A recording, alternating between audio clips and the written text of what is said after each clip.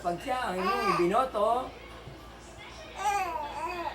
ay gagawin niya ang tumulong sa mga mahihirap. At susukuin niya ang mga masamang bisyo dito. Ang mga pinumalina ng mga kabataan.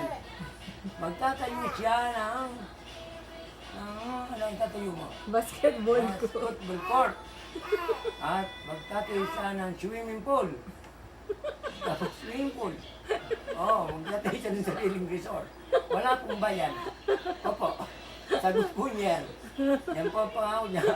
At siya po ay magtatayo rin dito ng para naman sa mga tatay.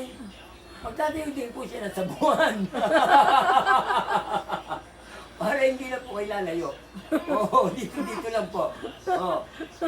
Siya po ay magtatayo ng sariling sabungan. Kaya,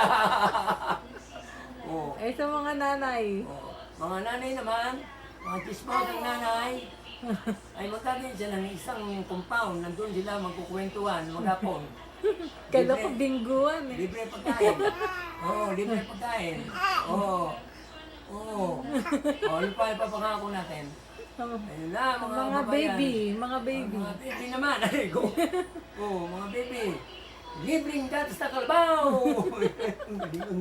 Ang galing naman ng apo ko na ito.